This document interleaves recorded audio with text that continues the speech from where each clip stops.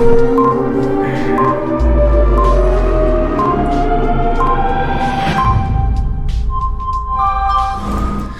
is going on, my friends? Happy Monday! It's Monday! Yeah, it's a good day. It's a good day. It is a great day. It's a wonderful day. I'm happy to be here as usual. And today we've got an interesting topic. Actually, this weekend I was kind of tripping out on this book. It's actually a book called The Matrix 4. And these books are actually these like 1,000-page PDF documents that were created by this guy named Val Valerian, which is a pretty sweet name, by the way. But essentially, these books were the books that were the inspiration for the movies, the Matrix trilogies. That those movies were taken from, those concepts were taken from these specific books. And I don't even know how I stumbled upon these books, but they're actually free online. You basically can go through them. They're very trippy. They definitely go. If you thought the Matrix went down the rabbit hole for you, these go down the rabbit hole basically as far as the rabbit hole will go within this dimensional construct. Yes, they get very much deep into conspiracies about, I guess I would say, like aliens and governmental control, and also so there's those realms that go into like into understanding sacred geometry and different forms of like free energy technology, and then they go into like how to essentially like transcend this realm through particular spiritual practices. So it's very like intense, and there's just like this kind of like heavy. It's just a very heavy on the information aspect of this. Like every page is crammed with information, and you're just like, for me, I'm just like, wow, like who is this guy, and like how did he acquire all this knowledge? Clearly there's something going on there. The fact that they made all these like movies out of it it's really fascinating. So I started reading these PDFs last night. I was just like kind of like caught in that kind of like in that matrix for about 3 hours, literally just reading these documents and being like just so fascinated with all this information. And after reading a few, I looked onto their website, and I found this other interesting article that I felt like was an appropriate thing to bring up because it's not too out there. It's actually pretty. I guess it's like a pretty level. I think a lot of people can agree with it, whether you agree with the the intensity of what this book brings or not. So in this article they talk about the 4 universal principles that if you abide by these particular principles, you're gonna find.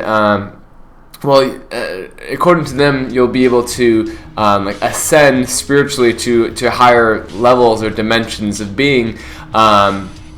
However, I guess I would say in layman's terms, I would say that following these principles will allow you to flow more effortlessly in your life, allow you to create a life in which you can find true happiness, where you can find fulfillment, where you can live the life that you would want to live, and these principles all come from a place. They don't require anything external. They're all very much internally based, and so I wanted to share this today. So the 4 principles are, let me pull these up so I don't forget them here. The 4 principles are the principle of allowance, attraction, intention, and balance. And so when you are operating from these 4 principles, your life can change dramatically. And I think that we do live in a culture that doesn't necessarily reward following these particular principles. So I think that if you haven't heard of this before, it could definitely be useful and helpful. But let's go into the first principle, because this first principle is the principle of allowance, which is according to them one of the most difficult principles to master, because obviously it's all about releasing control of not only of your life and where that's heading, but releasing control of others and releasing the need to try to manipulate other beings and other experiences. And as much as we say that, like, we don't, it's like, no one wants to admit that they're like manipulating other people, or they're like manipulating circumstances, or this or that. But I think there are a lot of ways in which we subtly manipulate and try to control our experience, or just control other people, whether we like to admit that or not. Like, it is the case, and it's even the case in terms of, like, how particular systems are set up, like educational systems or business systems or healthcare systems are designed to kind of control people and situations in particular ways. And so this principle essentially it focuses on the fact that you cannot control life, and the more that you try to control life, the more you're going to realize that, one, it's not going to work, and you can try to control it, but you're gonna be met with a great amount of resistance, and essentially it's gonna slow your energy down to the point where you won't be able to evolve and expand in different ways. That you could evolve and expand. You'll kind of like fall into this loop of kind of a repeating perpetual patterns, because you're not like allowing something new to come into your life. Allowance is really it's really the ability to say, hey, I don't have control. I don't have control here, and I'm open and willing to go with whatever the universe or life brings me, and make the best of whatever it is that it's bringing me.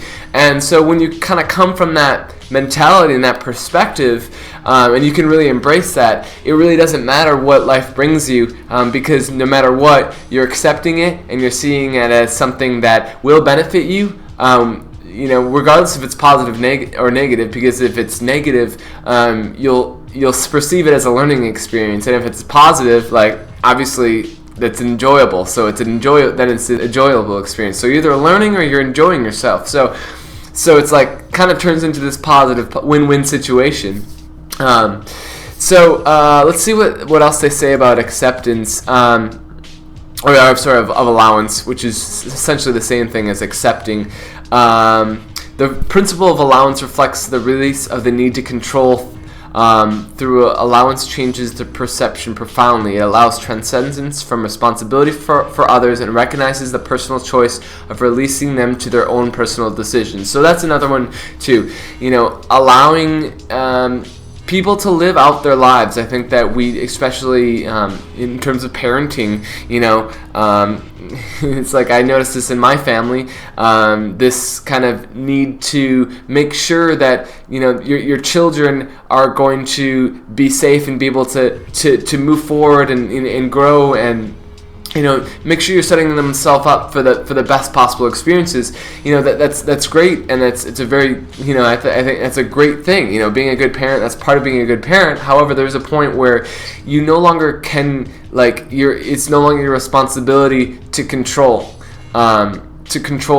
these other individuals, because they have their free will and they have the right to utilize that free will. And so it's like essentially there needs to be this sense of allowance to allow them to experience what it is and not take responsibility for their life. And I'm probably one of those people. There's probably a lot of other people that are like this, but there are people that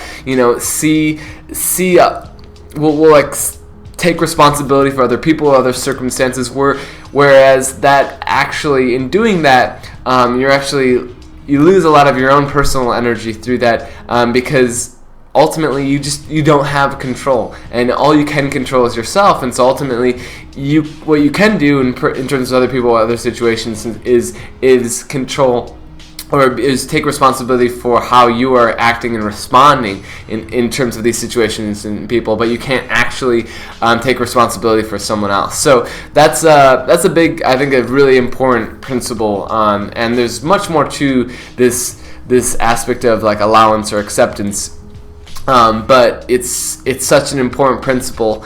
And I feel that, I guess in my life, it's just like it's constantly testing my ability to allow things into my life, because when we truly, I feel like when you truly master this, and I guess I can't say that because I haven't truly mastered this, but I assume that if I were to truly master this, I would become very comfortable, or maybe I would become comfortable allowing uncomfortable experiences to come my way. I would be open and very, very willing to experience the unknown, and I would only want to experience the unknown because I've mastered the art of allowing, and it's through experiencing having new unknown experiences, or having uncomfortable experiences, in which I learn the most, and I also expand my perception, because I've had more experiences, and I understand more of what's out there, what is, because I've experienced that, and so experience is these collections of experiences translate into wisdom. So I think that allowance is essentially our ability to acquire wisdom. So that's the first principle. The second principle is the principle of attraction. So you may have heard of this principle before. You might have seen the Secret. They talk about the law of attraction. It's a very hyped up perspective of this, and they essentially go on to say that what you think is what you bring into your reality, and that is. I don't think there's anything wrong with saying that. I think in the movie they go as far to say that these things can happen rapidly if you just put your mind to it and put all your thoughts to it, and that's not necessarily the case. But what is the case, and something that we've talked about in past episodes, in terms of NLP and neurosemantics, is that there are levels to our awareness. There are layers of thought, layers and patterns of thought, as well as different states of being, that all kind of create this holographic perspective of how we perceive our reality. And so through these layers of thought, belief, and patterns of behavior, we create and experience our reality. And so the principle of attraction, it says that what you give is what you get, and like attracts like. So they go into basically saying that your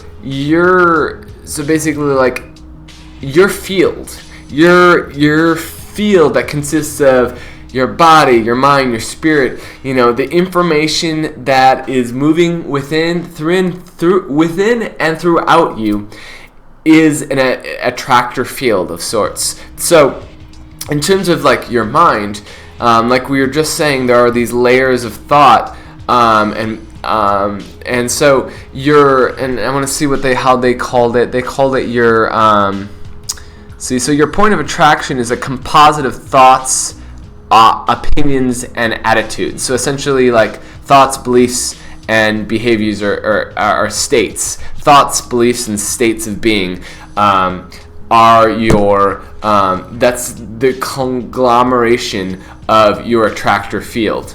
And so, for instance, if you think, let's say, if you believe that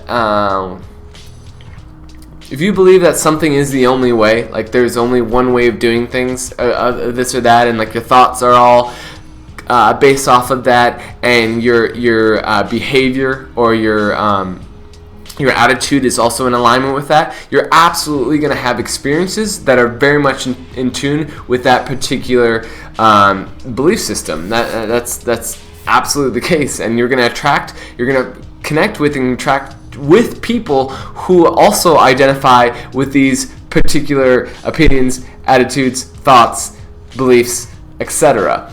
And it's as easy to I think it's not as, I feel like this concept can be taken very woo-woo, or very you can take it very far on a spiritual realm, and lose track of the kind of the grounded nature of it. But when it comes down to it, I think that it's have you ever walked into a parking lot, and you're looking for a red car, and then suddenly you just get a new red car, and now you're looking for red cars, and suddenly everyone has a red car. It's just shit, everyone has red cars. I didn't know there were so many red cars.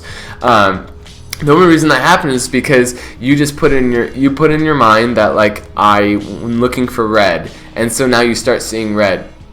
And what you don't see as much of is anything that's not red. So essentially, you have this thought of red, and you're seeing that. Now, think of if you had like thoughts of like, success. Like, what if you were thinking a lot about success, and that you also believed that you were successful. I think that it's a similar thing where if you walk into a room and you're thinking success, I think you're gonna immediately see more successful people, and you may not even see like quote unquote your typical successful person, but you may start seeing the success that everyone has in some part of their life. You might start interacting with those parts of those people, even if it's someone who's like a bum on the street. That bum on the street may be successful in a particular area that you're not aware of, but because you're tuning into that thought pattern, and maybe you have this belief as well that is in connection with that, and maybe you have a state of being, such as maybe like the state of joy that you feel with that, and this bum is like clearly joyful. Maybe you connect with that. So I think there are like these different kind of like these non-physical ways in which we create an attractor field, and a lot of it exists in our mind, and through that we have particular experiences. And so it's like what we think is what we create. It does work like that to an extent, but I think there is a more specific perspective, as we were talking about here, that I think is more grounded in such things as NLP and neurosemantics, that it really does work, and it can work, and it's like I mean, like, I don't personally believe that you just sit here and like think about a car and then it shows up. But there are ways to get there utilizing this particular principle. I mean, yeah, who knows? Who knows what you can create? There are no limitations, but when you do pay attention to how you're using your thoughts, what beliefs you have, and discerning those beliefs, like, is this a belief that's supportive for me? Like, if you can get to a place where you can say, hey, is this belief going to lead to positive outcomes? Is this belief limiting me, or is it allowing me to grow and expand? And is this state that I am in right now, is this a state that would also reflect what it is that I'm wanting? So basically, if I want a car, it's like, what am I thinking about? What kind of car am I thinking about? What belief do I have about having a car? And what state would I want to be in when I had that car? Like, what does that make me feel? Oh, that makes me feel joy. Oh, great, awesome, joy.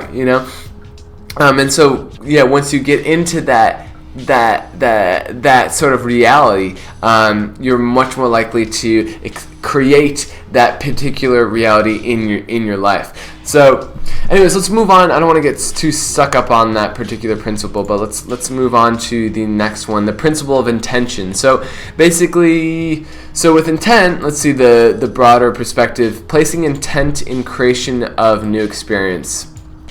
So this one is similar to the law of attraction, and they do, the principle of attraction, and they very much connect in different ways. They're very much interconnected, but the intention, the attraction is more of like the field that you're creating. The intent is essentially the underlying reason as to why are you creating that, or like.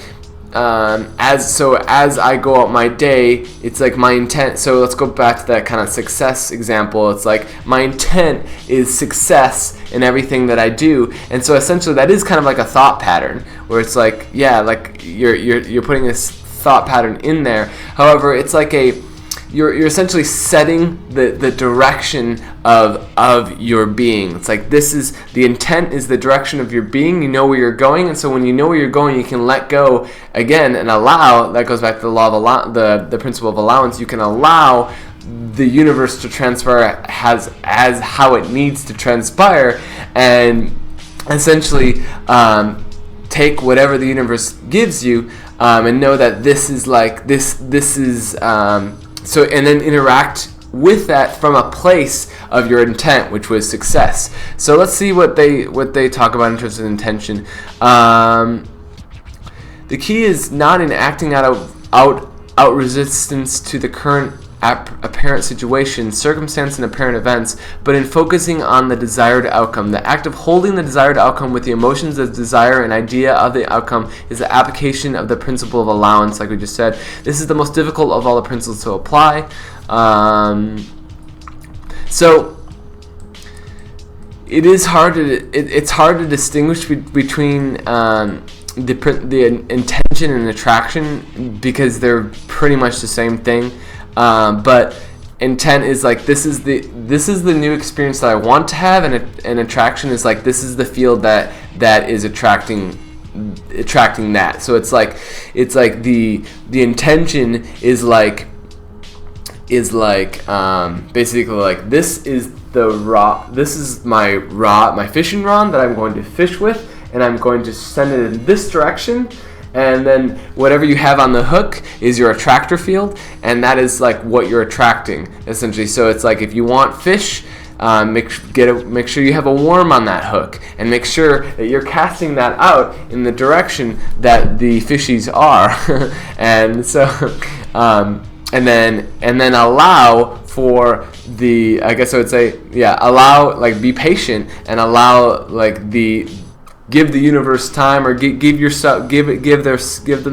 space to allow for that intention and that attractor field to work, so that you can experience this new reality that you're looking into. So those are those three, and then the last is the principle of balance, or the principle of harmony, which is essentially a culmination of allowance, attraction, and intention. And so for me, it's like balance, clearly an extremely important aspect. It's like, I feel like there is just it's a constant cycle of finding balance in new ways. As we're constantly, I think, like, our attractor field is constantly changing, because our beliefs, our ideas, our thoughts, our beliefs, our states of being are constantly changing. And as we find better ways to think, better ways to believe, better ways to feel, better ways to be, we shift and change. And so as we're shifting and changing, we have to be aware of, like, the balance that is necessary. And so I think, look, when you are operating from allowing the universe to move in and out of your life as it needs to, when you are setting a solid intent and creating this attractor field that is positive or beneficial to you, then you do create this sense of harmony and balance within yourself and the world around you. And so essentially, like, balance and harmony aren't necessarily anything that needs to be, it's not necessarily anything that needs to be done, but it's more so something that it's an awareness, and it's also a conglomeration of the three principles that came before it. So that's like a basic synopsis of that. If you guys do want to check out these books by Val Valerian, if you just type in Matrix Space IV PDF, you'll find on that top link a link that has multiple links to all of the PDFs that he's ever written, and they're all free, which is interesting as well. I actually want to show you guys a picture of the book too, because I had it on here. So this is what the book looks like: Paradigms and Dimensions of Human Evolution and Consciousness. This is the fourth book, as you can see, and I think this is the most interesting one, at least for me. I'm the most attracted to this one, but you guys might find interest in the other ones as well. So excuse me. Well, anyways, I am done for today. Hope y'all have an amazing rest of your day. Love y'all. Peace and love.